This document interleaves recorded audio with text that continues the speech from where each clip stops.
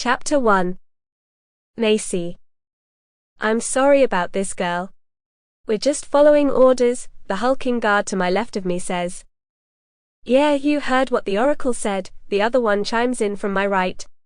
Yeah, I heard what the Oracle said, and I'd like to rip the bitch's eyes and hair out.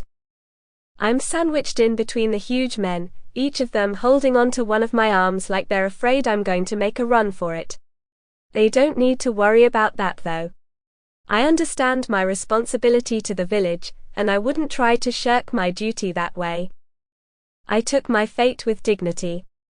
I didn't break down and cry, and make a commotion, when the Oracle announced that I was the virgin who was going to be sacrificed to the dragon, up on Fire Mountain.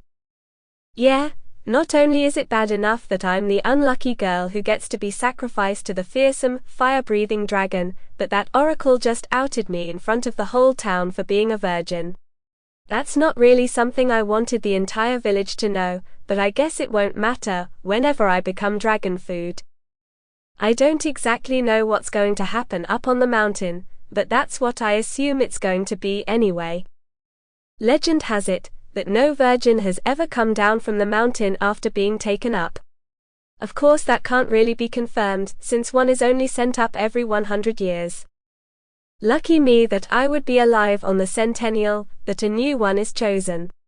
And with my shitty luck, I would be the one chosen. I'd be lying if I said I wasn't a little scared, but what concerns me the most isn't my own fate. If I'm going to be eaten by a dragon, no amount of moping and whining about it is going to change it. No, what worries me the most is who's going to take care of my little sister now that I'm gone. I just turned 18, but my sister is only 14. Both of our parents died of the fever a couple of years ago, so it's just the two of us. I can't stand the thought of some old pervert getting his hands on her, but I know that with me out of the picture, marrying early is going to be about the only thing that will save her.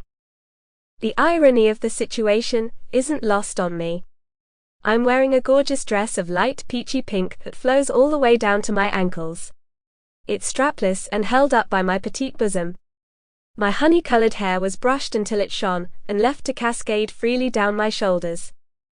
It's like the townsfolk wanted to make sure I looked really pretty for my funeral. Maybe dragons only want to eat pretty things. I don't know. I look up at the fiery mountaintop. I can't help but think that Fire Mountain is aptly named. The closer we get to the top of the mountain, the hotter it gets, which is just the opposite of how it usually is. It's usually colder on mountain. Sample complete. Ready to continue?